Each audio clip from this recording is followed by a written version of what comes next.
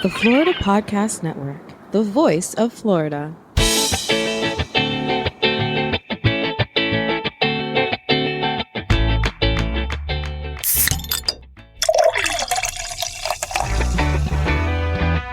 From Mallory Square in Key West to the Governor's Mansion in Tallahassee and all points beyond, you're listening to the Florida Beer Podcast, powered by FloridaBeerBlog.com, your source for all things related to the craft beer community in the Sunshine State. And now your host, Dave Butler. Hey everybody, welcome to another episode of the Florida Beer Podcast, powered by FloridaBeerBlog.com. This is Dave, your host and author, and I'm on TikTok now. that hopefully some of you have seen that already. And if you're coming over because you just found us on TikTok, hi, how you doing?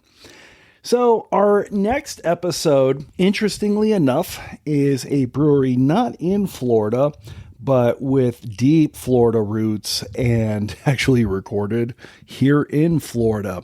One of the latest beer festivals that has happened, as you know, if you follow us on social media, was Ocean Brews and Blues Beer Fest in Deerfield Beach. It is an absolutely fantastic time. And we were there once again with a tent. This time we were situated between a cidery, can't remember the name, unfortunately, and our friends at the Cove. And of course, you know the Cove from listening to the last couple of episodes of the podcast.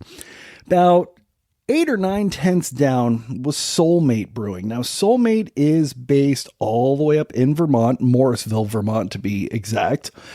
If you know anything about Vermont, please let me know where that is. I am pretty sure.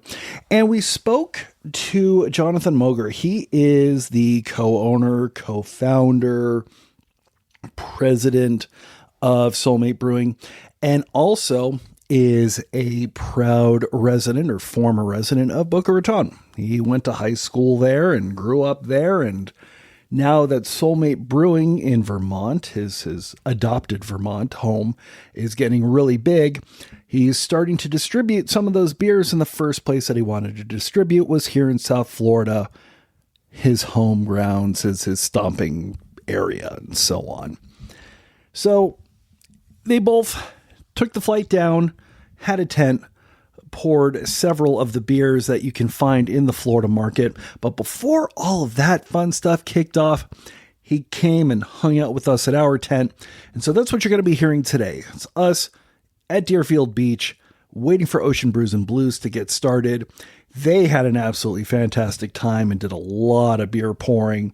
But before that, he chatted with us. A little bit about his background, moving to Vermont, all the fun things about kind of opening up a brewery in Vermont, some absolutely amazing information about their brewmaster and everything that they did for he and his wife getting started, and the best story about a beaver I will ever hear. So this is Jonathan Mogor. He is the co-founder and president of Soulmate Brewing, based in Morrisville, Vermont, but you can find the beers in South Florida as of right now.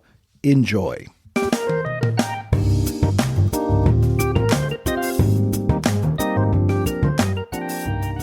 Let's start with the fact that this is a Vermont beer, but you are not necessarily a Vermonter. No, I'm not a Vermonter. So I mean, I've been there 15 years, and we've been welcomed by many people who live there and love us, but there's the hardcore, like, you're a Flatlander. You tell me you come from Florida. Well, I guess having never been to Vermont, is it hilly? Is it mountainous? Oh, I mean, it's the top ski destinations for the East Coast. So, I mean, we have just amazing ski resorts. Mountain. You're right. Our house is 8-minute drive to the Stowe ski resort. So, yeah, it's a big ski town. Awesome. So when did your beer journey begin? Did it begin down here in Florida, or did it begin up in Vermont? No, great question. So actually it began, I mean, been going to craft breweries for a long time, but when I moved to Vermont and met who is now my wife Carol and Soulmate, and the inspiration behind naming the brewery Soulmate, we just traveled around to so many places, breweries around New England, and we just decided that why don't we open up our own place and put everything to it that we enjoy and that we know other people would enjoy, and that kind of led the journey to begin in 2019. Okay. And so since then, it looks like, at least on social media, once again, never been to Vermont, but it looks like you have quite the undertaking there. You got a lot of stuff going on, which is great for you and Carol and the rest of the team. Yeah, great point. So we started the project in 2019, and then COVID hit, and we were delayed 30 months due to just waiting on materials. We had our brew house, we had everything, but we had so many things to do, and just waiting on plumbers and electricians, and finally opened our doors July 28th of 2023. And I think the anticipation for so many people waiting for us to open, it's been a great reception, and our brewery is just it's quickly becoming one of the top destinations in Vermont in a very short period of time, which is phenomenal. And what was it like getting the place open? Because obviously one of the things that I love to talk to Florida breweries about is the municipal, the county, the state aspect of opening up. And some people have had great responses and experiences, and some definitely not so much. So I would say half the town, the entire population of the town, for the most part, is happy that we're there. But yes, some of the municipalities, water, wastewater, things like that are always big issues when it comes to breweries. And, my background after 6 years in the Navy as an engineer, I say, what's the problem? Tell me what's going on with your sewer system that you're concerned about a brewery using natural grain, organic materials that break down they're compostable. I'm like, so, and they said it was the sugars. And I said, okay, the sugars, right? Okay. Well, we're going to send those to the farm. So we have pig farms, cow farms, everything we do after we brew, we have a waiting list of over 20 farms that to come get our grain. And I said, on top of it, we're going to give you the grain, but you have to take all the fresh water rinse and just put that in your gardens. And they're happy to do it. I mean, we're saving them money. It's just full cycle. It goes back to the farms, and it's green. It's almost a requirement at this point in the craft beer scene that you got to find a farmer who's going to be taking the grains. Everybody does it. It is, but which is what, again, I just, sitting around the table at the offices with these municipalities, I'm like going, again, we're not putting anything down the drain that can't go down the drain. What are you guys talking about? Like, this is literally going to farms. So there was a healthy, learning curve. Yeah, I mean, anytime you do something, no project is easy, straight line to get your doors open ever. I mean, we've had more. I say we literally had the kitchen sink thrown at us, and I've been to the hospital twice, banging my head on doing stuff. I mean, boy. So when I say we have skin in the game, I literally have some DNA somewhere in that building from building the brewery out. That's funny. How long into operation did you decide distribution was going to be a part of what you were doing, just in Vermont? So in Vermont, it's a small state. I mean, right now we're sitting here in Broward County, right next door to Palm Beach County. I lived here for 25 years of my life. So, there's more people in 1/4 of Palm Beach County than there's in the entire state of Vermont. And so, while it's a great tourist destination and there's a great local population, distribution is key. I mean, it really is to get your word out, to get the name out, to be on store shelves and in bars and restaurants. It's key to the success.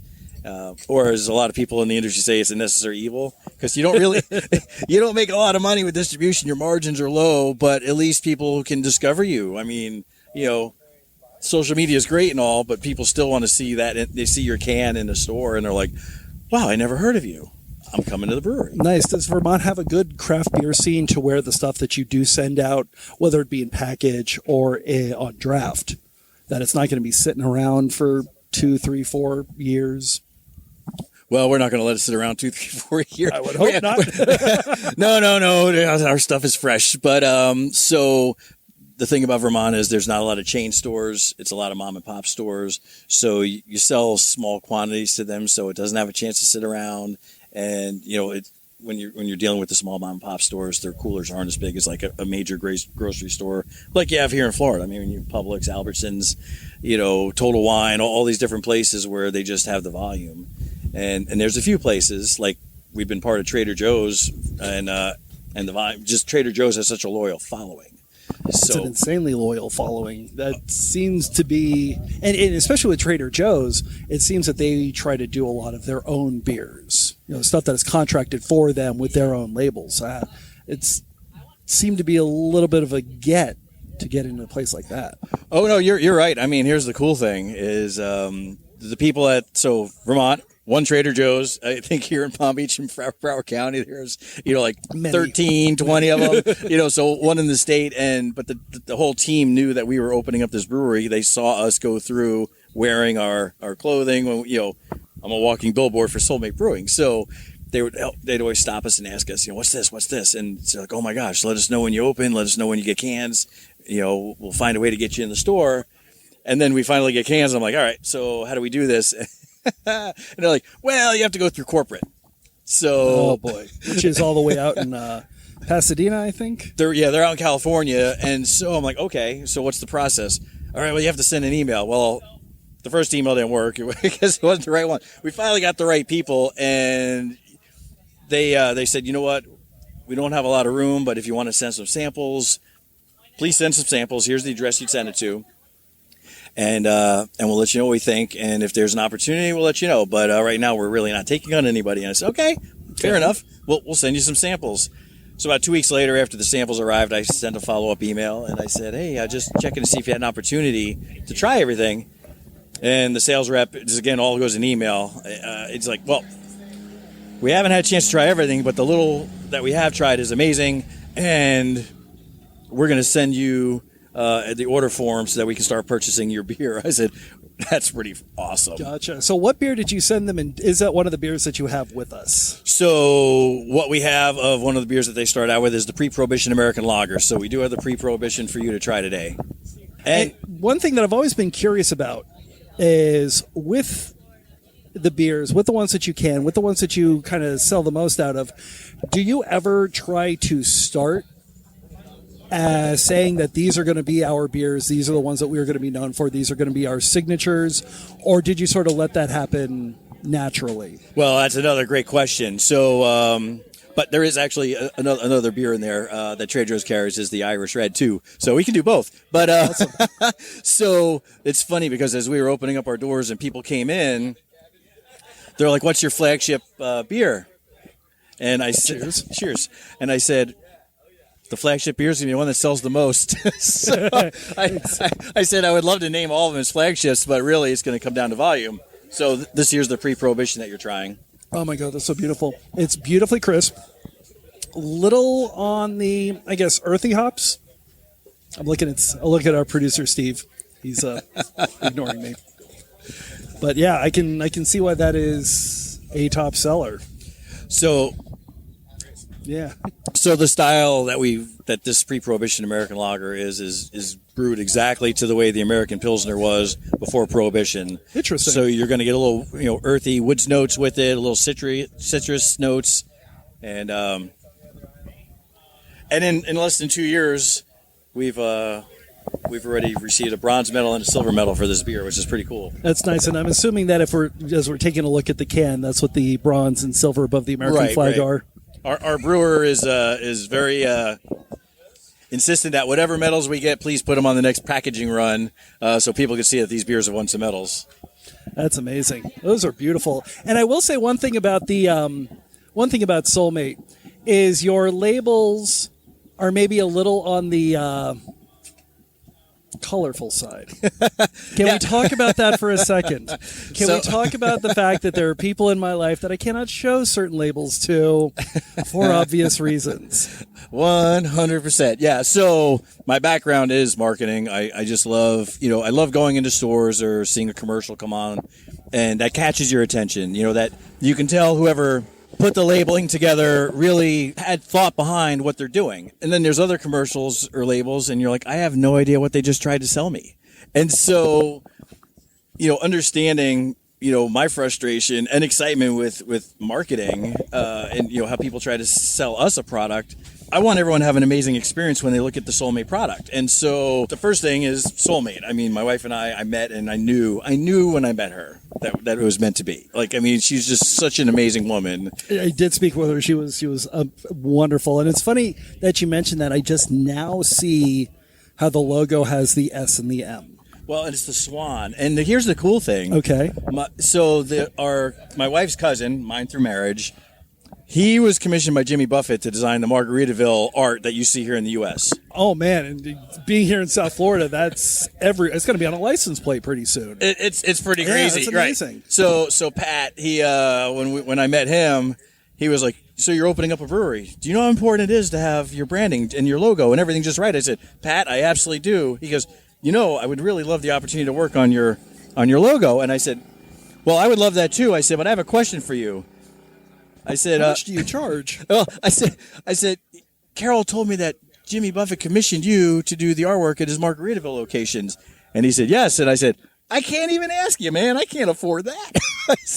And he said, No, you're marrying my cousin, so I'm going to give you the family rate. And literally, he did, he took the time, got with us to understand where the vision is for Soulmate. And that's what led him to coming up with the Swan. And I didn't even realize it. I mean, swans are beautiful, but they mate for life, which was the symbology behind putting the swan into our logo. That's awesome. Yeah. And it's amazing because it is it's very simple. And I've noticed that a lot of breweries that have great, effective logos, it's very clean, it's very classic. No, I appreciate that. So that's our logo. And then you were asking about... And then you have beers like what, Brown Beaver? So, well, no, it's not just any brown beaver. Oh, what is it? It's our shaved brown beaver. Yeah. So in Vermont, we have a mounted beaver in our brewery, and there's a lot of living with nature in Vermont, learning to live with nature, and sometimes you can't live with nature. And we had about $30,000 worth of damage to our property due to multiple families of beavers moving in. And yeah, no, that's no joke. We were infested with beavers, but and the game warden comes over and he says, "You got a beaver problem," and he says, "You really need to take care of that." And here's how you go about doing it. Well, I have not ever trapped an animal in my life, and so there's a little bit of a learning curve. And by the time we got done, there were 13 of them. And the 13th one is the one that is mounted in the brewery because he played chess with me for about 4 days, and he was winning. And he was stealing the camouflage from the traps. I mean, he was outsmarting me. I'm like, I'm being outsmarted by a rodent. And and when I got him, and I figured it out, I'm like, I'm a human. I should be able to figure out how to beat a rodent. But so I said checkmate, and I was like, dude, you are the biggest beaver I've ever seen in my life. So Steve is his name. Steve the Beeve is at the brewery. Steve the Beeve. And over the course of the brewery being open now, we have a lot of guests who ask us, "Hey, when are you going to do a beer and like incorporate the beaver into it?" And so here's the funny thing: Hideki, our brewer, made an English brown ale, small batch. It sold out fast. He did it again. It sold out again. The third time, people were like, "Oh my gosh, please put this in cans." So I said, all right. They're like, well, what are you going to name it? I said, well, I'm going to have to come with something. And so seeing Steve the Beeve is brown. And, I mean, and the English brown ale, which you'll taste today, is very smooth. We won a gold medal with it, which is phenomenal. And I was trying to figure out what's the best way I could do this and kind of honor our guests' request to do something with the beaver. So, yes, we did an English top hat because it's an English ale. I shaved his face, gave him a bow tie, and it's shaved beaver brown. Oh boy, that's it's funny. There are other breweries here, Gulfstream. They've been shut down several times because iguanas keep chewing through the power cables. Oh no! Yeah, so it happens on occasion. That's funny. They could have a darn iguana beer. That's funny. So apparently, beavers are the iguanas of Vermont. Oh my god! Yeah, they don't climb trees, but they fell them. I had no idea that was a sentence that I was going to say today. Yeah, you never know when you're going to have a problem with a beaver. But so okay. Oh boy. But going on to our flagship, talk about the other names. So the funny thing is, when you have delays due to COVID to get open, you have a lot of time between projects that are getting completed and still waiting on parts. So I had a lot of time to come up with different names over basically almost 3 years. And when we started putting products in cans, I said, okay, now it's time to come up with the names, knowing that we're going to have our first canning run. So I took the hops, I put them in bed. I took the basic bathroom sign descriptor images that you would see of a woman and man. And I said, well, we're going to do Hops in Bed with Strangers. And I hadn't yet told my wife this. And then I said, okay, this is just fun. I mean, you're putting hops in IPAs, Hops in Bed with Strangers. It's got to be freaking hilarious, right? So I already knew what I wanted the art to look like. And then and I said, okay, so we're going to work on that. Knowing what I know about it, it's not so much that, because that is kind of interesting. It's the font. Yes. So there's two parts to the font and the art. So our oatmeal stout is called Two Nightstands, and on the label it has two nightstands with one of our beers tipped over on it. And so I was excited to share with Carol, my wonderful wife and soulmate, the names of the beers of our first canning run. And I said, honey, our IPA is going to be Hops in Bed with Strangers. Our oatmeal stout is Two Nightstands. Our Hefeweizen is Jesus Christ. CHEE. And I can't even show you. Just if you're watching it, give yourself 5 seconds. Just pause this. Look up the logo. It is exactly what you think it's going to be. Oh yeah, well, so yeah, Jesus. I told my artist. I sent her. We have a couple of artists that work for us on the labels. I sent her a picture of Jesus, and I said, "Turn him into Swiss cheese." She goes, "What?" I said, "Turn him into Swiss cheese." Seriously, I want Jesus to look like Swiss cheese, and that is Jesus. But there's more to it. It's not just a name. I mean, the art's hilarious. The people come in, and people come in from church on Sundays, and they're like, "Oh my gosh, I just prayed to Jesus. Now I've got to get a little Jesus in my life." But it's a Hefeweizen. It's right? A Hefeweizen. How do you get cheese out of a Hefeweizen? Well, that's another. So there's a lot of thought that go behind the names that I come up with. And so Hefeweizen was created in southern Germany. And southern Germany is where the beer purity laws were enacted by the king. Mm-hmm. And the kings back in the day told their subjects that I'm your king and your God. And you must obey me. And so just making fun of the fact that the kings are not gods. They're all passed away, just like, unfortunately, we're all mortal human beings, and, enjoy time while we have it, because eventually we'll all be there. But so I'm just using the, satire of what happened back where the beer purity laws were handed down from, and the origins of the Hefeweizen. And, it just people love, and when you come into our brewery, I have it's almost like being in a museum next to our art. I do write-ups of all the art that's on the wall, so you can understand what the thought process was going into each design. And but going back to the font, you were mentioning, so the Hops in Bed with Strangers. So when I told my wife we were naming the beers Hops in Bed with Strangers, Two Nightstands, Jesus Christ, Food Lube, and all these other names, and her eyes pretty much popped out of her head, and I said, well, you married me. So we have that. Once I showed her the artwork, she was still a little shocked, but she says, I would like to help pick out the font of the Hops in Bed with Strangers. Okay. Which led us to what you see. And so we sent about 5 different fonts to our artist and said, put these into the art so we can see what it looks like. And my wife was like, yes, we have to go with this one. And while there is Disney-ish references, it is called the Walt font. You can look it up. It is part of commercial use, royalty free. We took screenshots of it. It's been downloaded like 1.5 million times over like 15 years. So yes, there may be some references, and everyone kind of looks at it, but yes, that is amazing. It's amazing, and that's our number one requested shirt, and it's our number one selling beer. Gosh, that's funny. Obviously, this is all great in Vermont. What beer am I going to pour next? And give me the story while how you decided we're going to bring the beers that you're making in Vermont all the way down, skipping the entire eastern seaboard and skipping even most of Florida, going straight to South Florida, your original hometown. How did you decide on that process? And what am I pouring? So we're going to pour the Irish Red, which is called I Drink Me. And so it's a combination of a beer. My best friend, that I met when I moved here from New Jersey. I've been out in here. We moved here in 87 when my dad was diagnosed with cancer. And one of the first people I met was Scott McHugh. And when I checked into school, graduated from Spanish River High School with him in Boca Raton. And, Scott and I were both in the military together. Unfortunately, he didn't come back from Iraq. And just a beautiful human being. And, anybody who ever got a chance to know him, he was a paramedic EMT. I mean, he literally gave his life for the people that he loved. And so I wanted to have an Irish red that I can, as a tribute to Scott, which we're also doing some other things, for veterans as well, also in his name.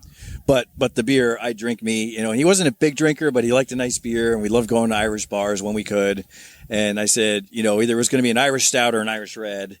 And then my wife, Carol, her maiden name's O'Brien, so her family has a good mix of people. Some people that drink and some people that don't, and so. And having been to Ireland and just a beautiful country with beautiful people, and oh, you Yank, come over here, American, I got to buy you a drink, and it's just a good time. When you're with the Irish, you're having a good time. And so I was like, oh, and it's like, oh my gosh, this is so good, I drink it. So I just said, well, why not have an image of a can pouring itself into the can, back into its can, because it just loves how it tastes. Yeah, it's very Inception. Yes. If Inception were a beer label. And then it's also a reference to a movie line. Some people get it. It's not the exact movie line, but it's still part of a movie line. It has to do with potentially Silence of the Lambs. He doesn't say I Drink Me, but it's Wild Bill. Oh, okay. I think I know. Yeah. So I have people come in and they're like, I drink me so hard. like some people come into the brewery and totally get it. Oh yeah. So the Irish Red, when people, and we have a full 24-inch by 36-inch poster, it's on canvas at the brewery. So there's all kinds of photo ops in the tasting room.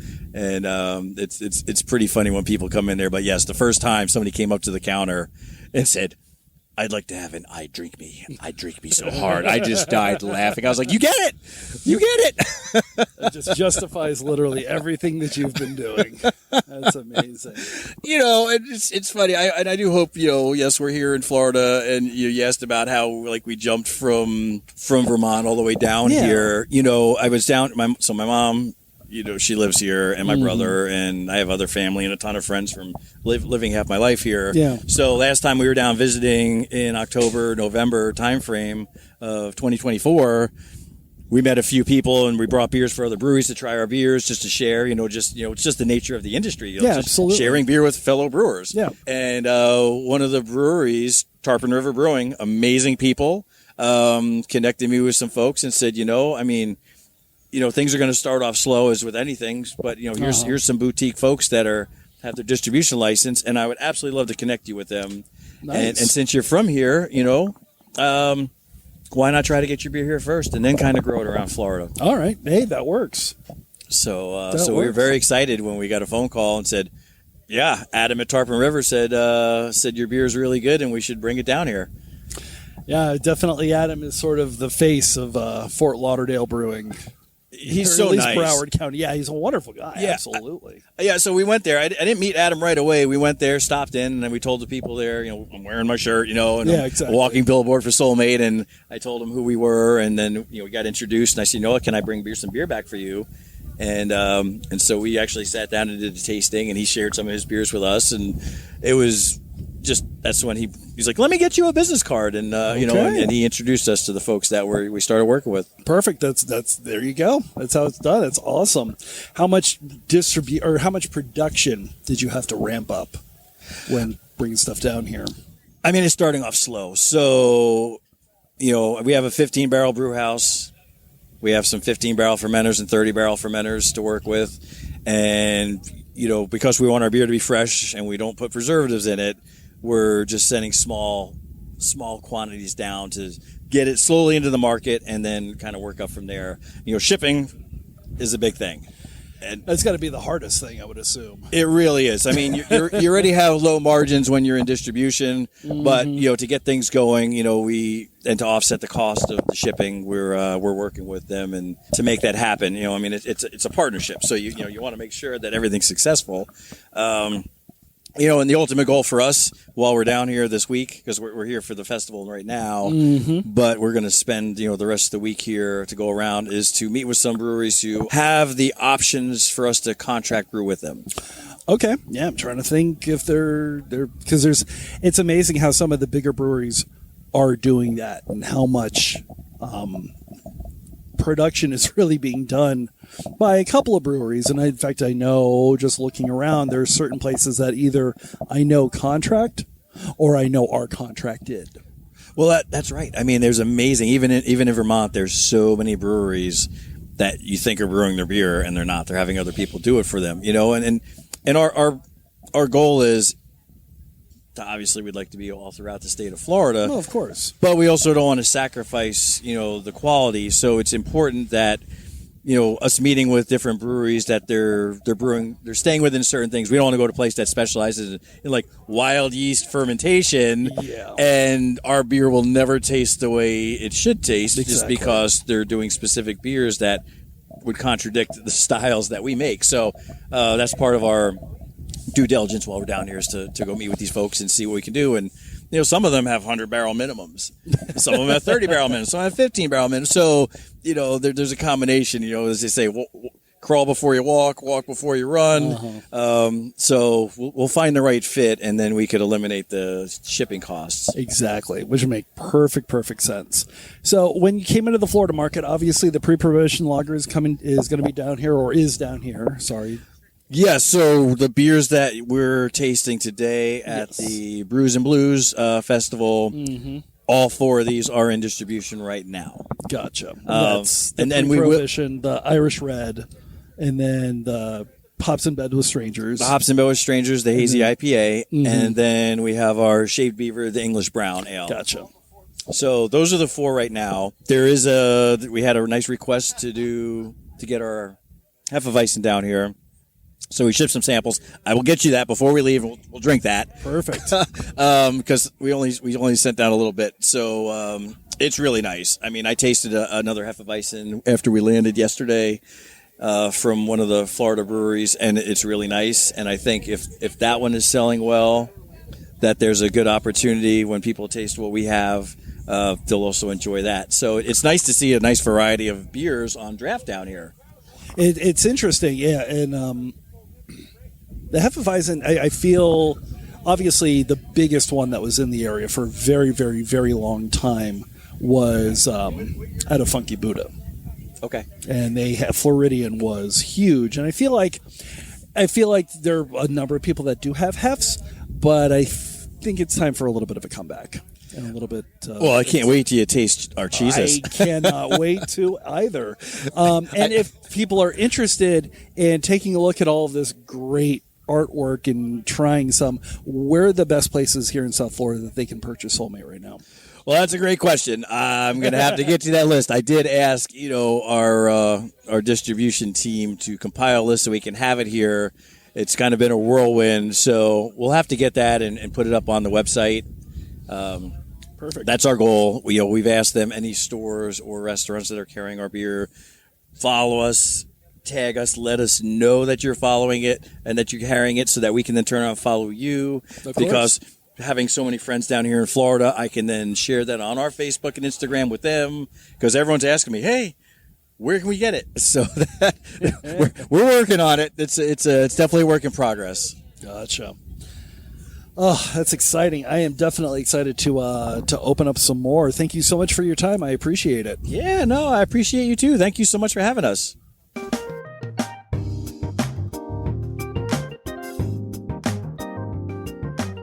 So that is it for Soulmate Brewing live at Ocean Brews and Blues. We're going to be back again next week with another fine episode. We're hitting the road again, so if you want to know what's going to be coming up, the best thing for you to do is to follow us on social media. Like I said, we're now on TikTok.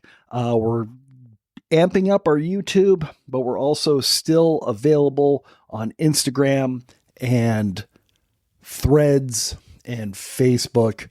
All the classics. You can find us at Florida Beer Blog. I think TikTok, we're floridabeer.blog, and Facebook, we are FL Beer Blog. Or you can just find us online at floridabeerblog.com and floridabeerpodcast.com. And the best thing, if you want to reach out to us, is just email us at floridabeerblog@gmail.com. We are happily produced by Flintstone Media, your all-in-one podcast creation group. Trust me, they do a really great job. And if you want to learn more, head to flintstonemedia.com as well. You can find us on pretty much every podcasting app you can think of, whether it be Apple or Spotify, iHeart.